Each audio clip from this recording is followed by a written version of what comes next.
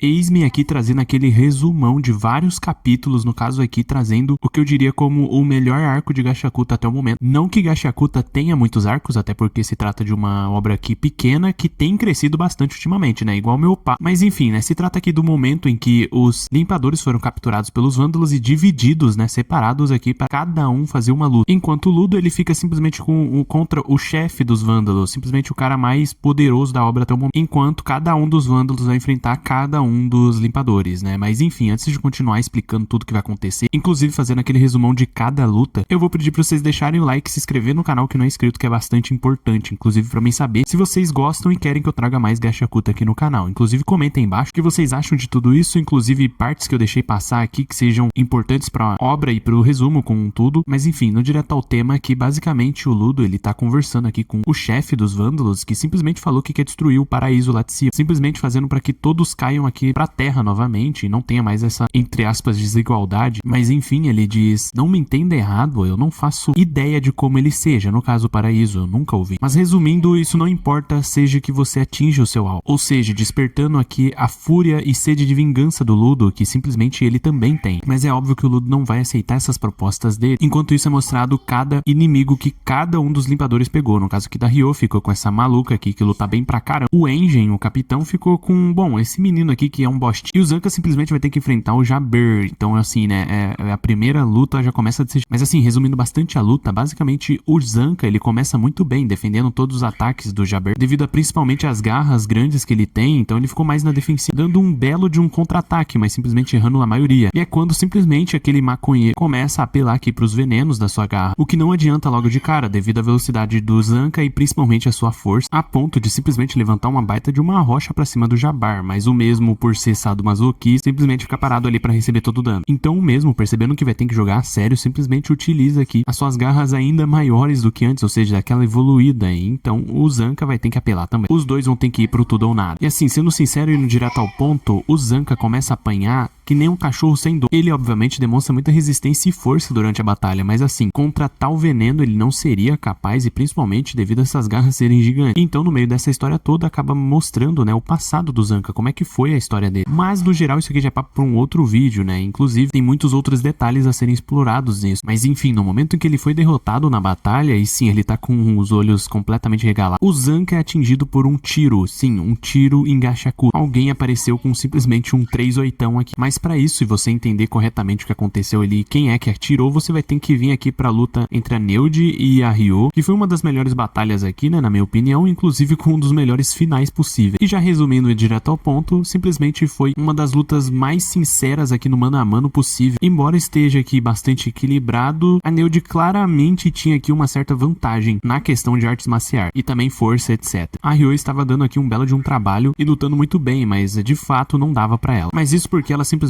largou a sua personarma, dizendo: bom, sendo sincera, eu prefiro lutar sem ele, ou seja, quis realmente no braço, chamando aqui pro fight na força bruta, deixando claro que no passar da luta a Ryo era bem mais habilidosa, porém a diferença de força era bem notável. Por exemplo, veja aqui um soco da Ryo na Neuda, e também agora a diferença da Ryo levando um soco que simplesmente chegou a pingar no chão. Então simplesmente no momento que ela percebeu que poderia ser derrotada, no caso que aquilo ali daria um trabalho danado, ela do nada arranca aqui uma pistola e simplesmente fuzila a mulher, revelando que ela sempre foi e ainda é uma assassina. Na verdade não, ela prometeu que não iria matar mais ninguém. É por isso que ela acaba poupando a vida, que bom, depois do que vem acontecer, simplesmente revelado que foi um dos maiores erros da vida dela. Mas enfim, ela simplesmente larga ela ali sangrando e vai em conta do Zanka, e chegando lá ela começa a fazer o Jabber aqui, né, de queijo, deixando ele completamente furado. Mas ela mesma admite: você é durão, então, né, eu duvido que você realmente esteja morto. Então ela simplesmente pega o Zanka e vai embora logo dali. Então é simplesmente cortado, voltando aqui pra conversa entre o Ludo e o Zodio, o qual revela algumas informações a respeito da luva do Ludo, que deixa ele completamente em desespero, onde o Zodio diz: se não me engano, antes de ir ao abismo, você sequer sabia o que era um Jinkin, sério? Que estranho, um celestial que não sabe o que é um Jinkin. E além disso, ainda tem uma participação na série Vigia, simplesmente um giver da série Vigia que ainda, de alguma forma, mantém a sua sanidade. Daí então o Ludo, ele começa a questionar o que seriam essas coisas que eles estão utilizando. E é quando o Zodio começa a revelar que as informações dizendo a série Vigia, inclusive inclusive todas elas possuem esse símbolo, que está na luva do Ludo, na personarma também do Zodium e nas botas simplesmente da Amo. Elas são absolutamente tudo, foi feita para ser usada por uma única pessoa. Se você já usou, já deve saber, né, sobre a gigantesca energia que existe dentro delas, no caso aqui, né, um poder além dos demais. Se de alguma forma você conseguiu sobreviver, imagino que tenha se tornado extremamente forte. Quando algo completa um ser humano, pensamentos intrusivos de insanidade começam a tomar conta dos nossos corpos lentamente. Isso explica um pouco também a personalidade da própria Amo e do cara que era o portador, né, dessas botas. O Ludo então diz, bom, eu já uso eles há um bom tempo e não estou enlouquecendo. E é quando ele diz exatamente, pessoas como nós dois conseguem lidar normalmente com essa série Vigia. E isso tudo ao passado deles, o que eles passaram antes. O Ludo então se entristece ao lembrar de tudo e inclusive o próprio Zodium repreende ele falando, por que está ficando deprimido? Só conseguimos usar esse poder avassalador graças a esses acontecimentos. E é quando simplesmente ele revela o seu plano, falando o que aconteceria se uma pessoa usasse todas as partes da série Vigia. E é exatamente o que ele está fazendo nesse núcleo daquele lugar onde eles estão, que nada mais é do que uma besta mosqueada. Exatamente, eles estão dentro desse bicho, o qual é sustentado, né, por uma imitação de série Vigia, e ele simplesmente quer colocar a série Vigia original adicionada ali naquele núcleo e tornando esse bicho ainda mais poderoso, sendo capaz de passar pela barreira do paraíso e concluindo o seu plano. Só que óbvio que os limpadores não deixariam isso acontecer, e inclusive o vídeo vai ficando por aqui. Se vocês por acaso querem que eu continue trazendo aqui, né, esse arco e também o final deles, vocês já sabem muito bem o que tem que fazer, né? Deixa o like, se inscreve e até a próxima.